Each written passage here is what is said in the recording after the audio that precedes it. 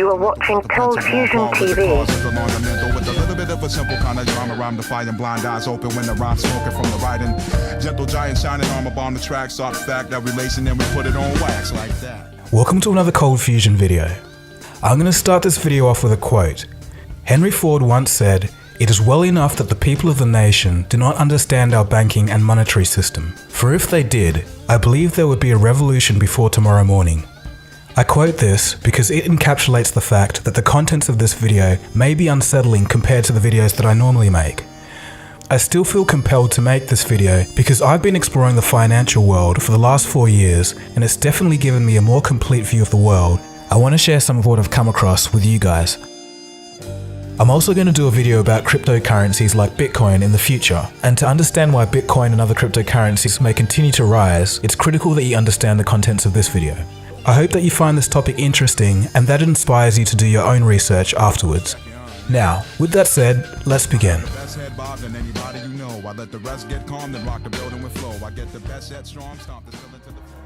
So who controls all of our money?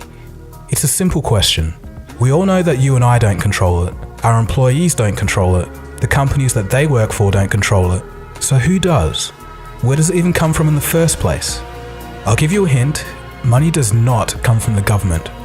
It's a seemingly obvious question that's never asked or taught in schools for some reason. Unfortunately, most people's lives are basically dedicated to money. It's all people ever worry about or talk about. We go to school to learn basically how to go to university, to learn the skills to get a good job, so that we can trade hours of our lives, all for this thing called money. So why wouldn't you want to know where money comes from and who issues it? Today, in this very special video, you're about to find out the answer to the question of who controls all of our money. People today can tell something isn't quite right with our financial system, but they just can't put their finger on it. Some people think it's the failure of government, others think that it's the failure of capitalism itself. This video should clarify a few things.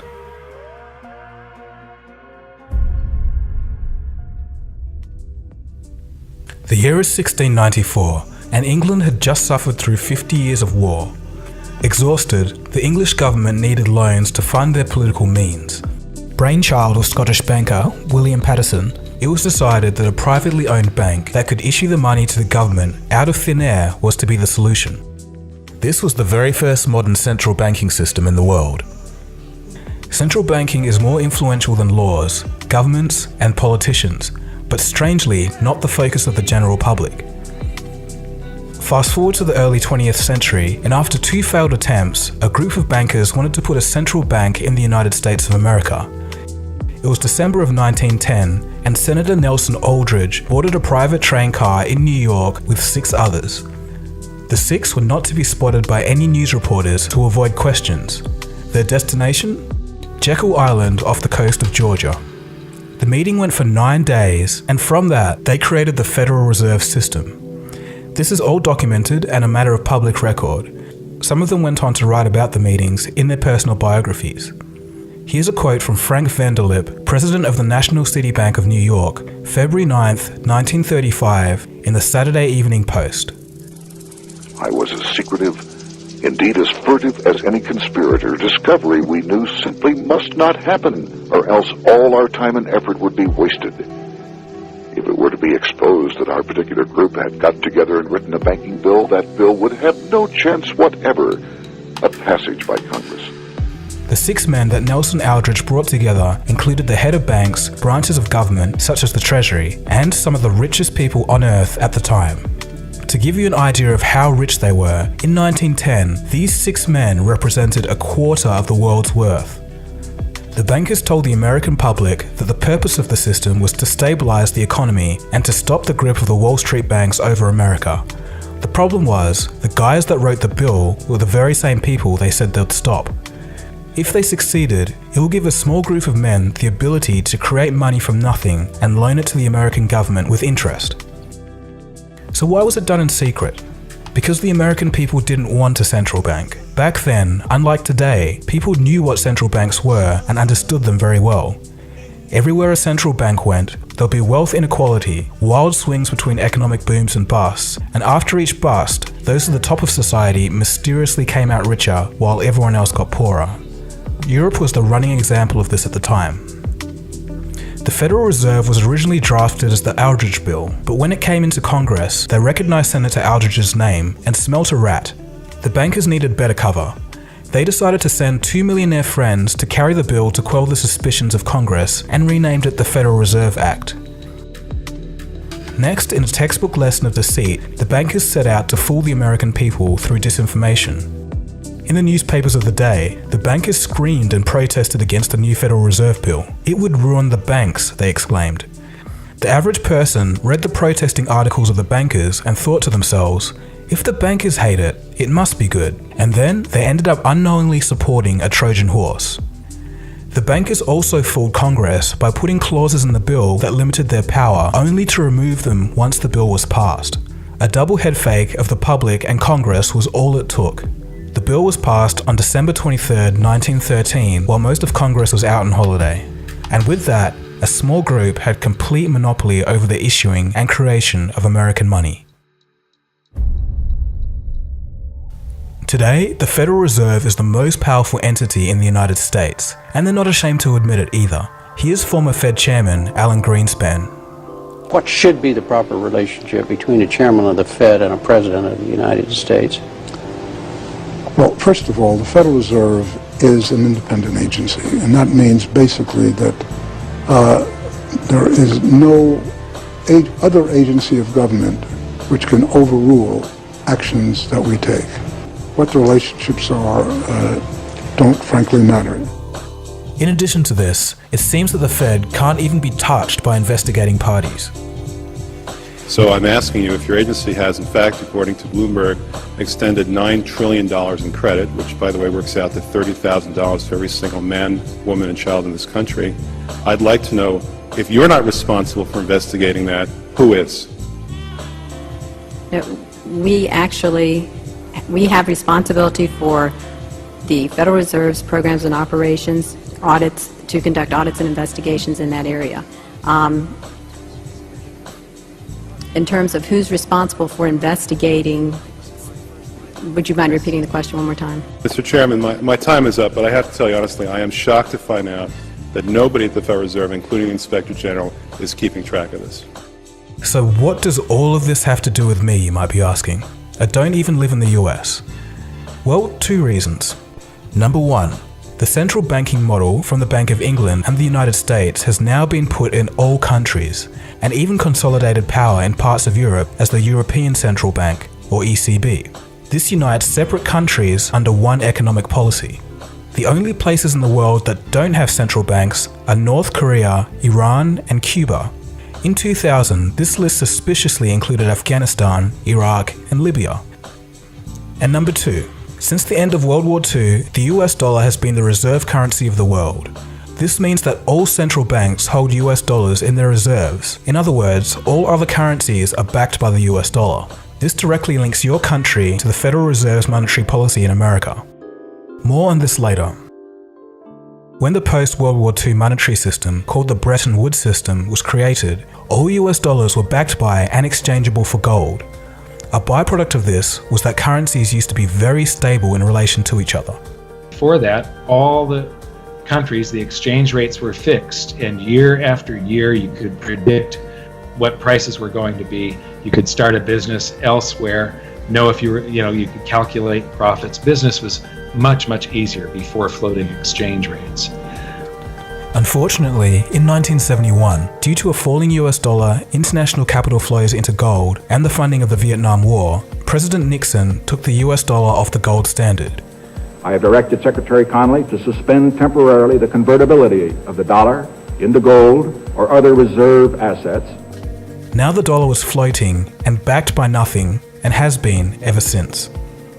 Okay, so let's think a little. If the US dollar is backed by nothing, but the world's reserves are backed by the US dollar, intrinsically, since 1971, doesn't this mean that all currencies are now backed by nothing tangible, only trust in the American government? Well, this is correct. Money backed by nothing is known as fiat currency. Fiat in Latin means let it be done. In other words, the government says it is money, so it is. A consequence to having money backed by nothing is that whenever the Federal Reserve creates money, it dilutes the currency supply of all other nations because their reserves are backed by the US dollar. All countries' reserves are worth less each time money is created. In the past few years, the Federal Reserve has printed trillions of dollars, and countries like Russia and China have noticed this. As a reaction to the money printing, these countries have been selling US dollar reserves and buying gold over the same period. But wait a second. Some of you clever thinkers out there may have asked yourself, if every currency on Earth is backed by nothing, how am I able to pay for things? Well, as it turns out, the whole economic system today is running because it's backed by faith. Faith that you can exchange your unit of currency for goods or services. In a way, part of that faith comes from the fact that not many people actually know where money comes from. We're about to find that out in this video.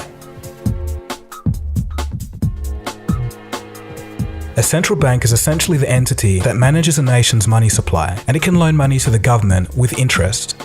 In the United States and most other countries, it works like this. When the government needs more money than they receive from taxes, they ask the Treasury Department for money. The Treasury then receives an IOU or bond from the government. The Treasury, through the banks, gives this IOU to the Federal Reserve. The Fed then writes a check for this IOU and hands it to the banks. At this exchange at the banks, money is created and it can be used to pay government bills. So hang on, where does the Fed get the money to be able to write this check? They get this money from nowhere. They literally just invent it. Here's a quote from the Boston Federal Reserve. Quote, "When you or I write a check, there must be sufficient funds in our account to cover the check. But when the Federal Reserve writes a check, there is no bank deposit on which that check is drawn. When the Federal Reserve writes a check, it is creating money." End quote. So in essence, they're writing a check and creating money from an account that has no money in it. The money the Federal Reserve creates can be used as legal tender to buy things and eventually makes its way into the real economy. If you and I did that, we'd go to jail for fraud, but they can do it because they invented the system. This is the same system used throughout the world today. Another part of this money creation happens at the commercial bank side. Every time you take out a loan to buy a house, car or TV, banks create money out of nowhere to give you this loan and you still have to pay interest on it. And don't just believe me when I say that. Hear it for yourself from the horse's mouth, the people running the system. Graham Towers, former governor of the Central Bank of Canada, states, quote, "Each and every time a bank makes a loan, new credit is created, new deposits, brand new money." End quote. Paul Tucker, Deputy Governor of the Bank of England, quote, "Banks extend credit by simply increasing the borrowing customer's current account." End quote. So what they're basically saying is that each time the bank makes a loan, the bank doesn't use other people's deposited money and give it to you. It creates new money. In modern times, this means typing digits into a computer. 97% of all money is digitally created like this. Only 3% is the physical cash and coins that we carry.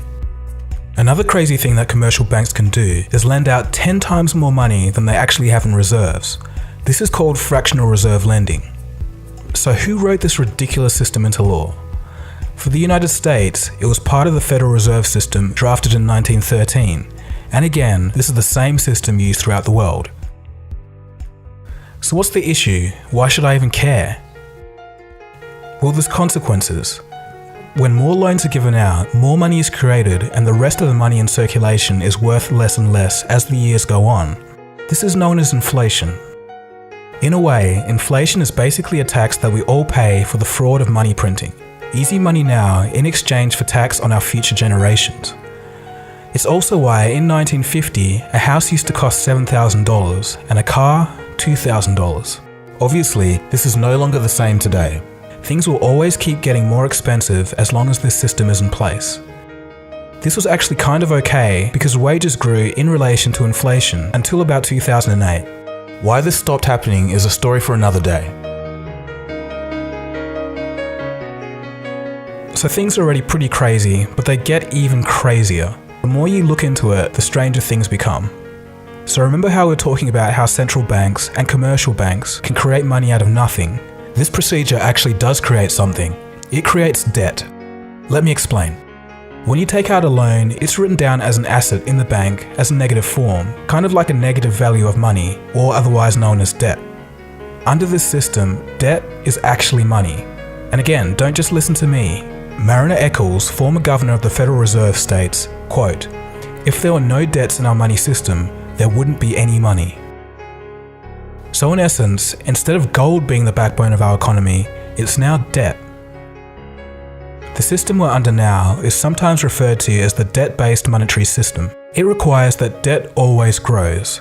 Countries and people must become deeper in debt so that there's more money in the system, because remember, debt is money.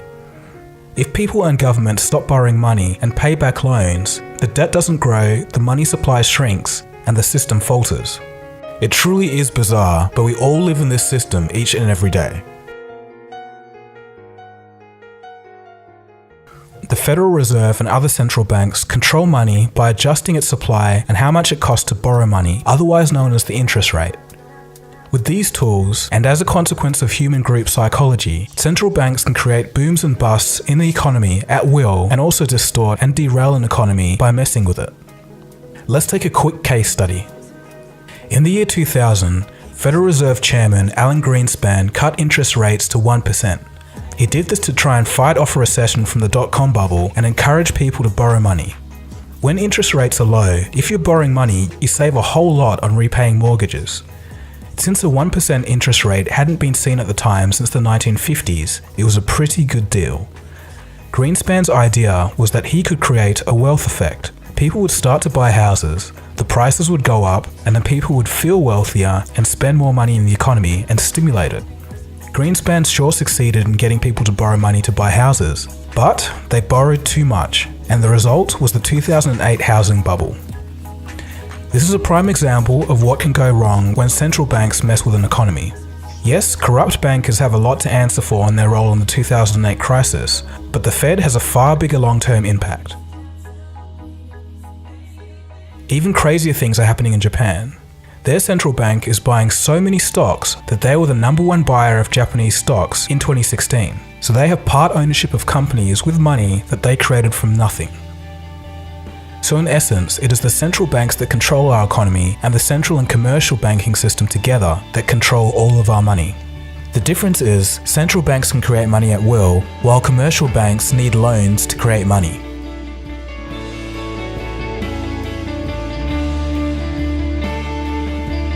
To give you an idea of people's views of central banking when people actually knew what central banks were, here's a couple of examples.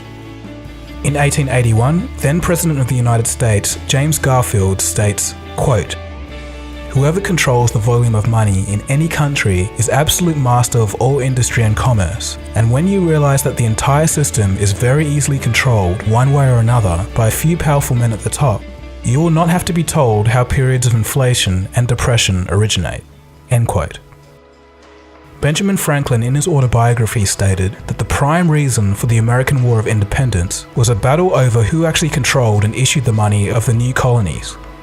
Moving on to more modern times, Nobel Prize-winning economist Milton Friedman states, quote, "The Federal Reserve definitely caused the Great Depression by contracting the amount of currency in circulation by 1/3 from 1929 to 1933, end quote. So with all of this being said, some would argue that central banks are not inherently a bad thing. They just need to be part of the government and not privately owned. The government should be able to issue its own money for the benefit of the people and shouldn't have to pay a massive interest on its own debt.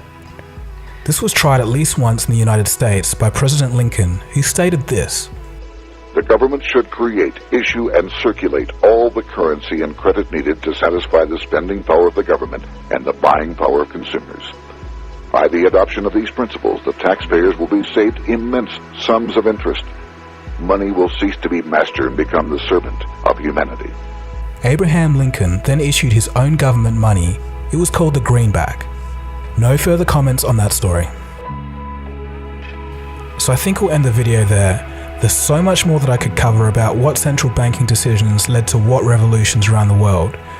Pretty much when you look at it, all revolutions and all wars, when you dig through everything, it all boils down to money. I could also have talked about the new global movement of those who are rejecting the debt-based economic system. people are starting to move their currency into gold, silver and cryptocurrencies, like Bitcoin. So there is a light at the end of the tunnel, but that's a whole nother story for another day. Anyways, if you've watched the whole way through this video, congratulations. You're one of the few who have found out the hidden truths about who controls all of our money. I think I've only met about 4 people in real life that have been aware of the debt-based economic system. It's strangely unknown, but is as true as anything. I even showed you all of the quotes of the bankers and the former heads of the Federal Reserve telling you from their own mouths how the system actually works. If this is your first time of hearing all of this, I encourage you, as I said before, to do your own research, and then you'll start to see the bigger picture, and the world today will make a whole lot more sense. If you want some good starting resources, I recommend Mike Maloney's Hidden Secrets of Money series. It's here on YouTube and I'll leave a link below. Mike is a very knowledgeable guy and I've had some great long conversations with him about the economy. If you are into reading and you want to know more about the history of the Federal Reserve, I recommend the book by G. Edward Griffin, The Creature from Jekyll Island. So anyway, I think I'll stop talking now.